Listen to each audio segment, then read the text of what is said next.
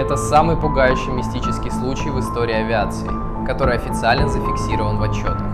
В 1972 году во Флориде рухнул огромный лайнер Lockheed. В той катастрофе погибли капитан Боб Лофт и бортинженер Дон Попо.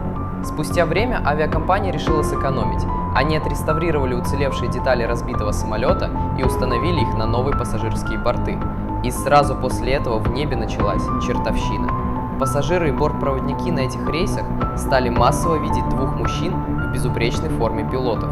Они выглядели абсолютно живыми. Однажды вице-президент компании сел в самолет и заговорил с капитаном. Спустя секунду пилот растворился в воздухе прямо на его глазах. Это был погибший Боб Лофт. Призраки часто являлись экипажу и предупреждали о неисправностях. Случаев было так много, что авиакомпании пришлось тайно демонтировать все проклятые детали. Знал об этом? Подпишись на Travel Hack.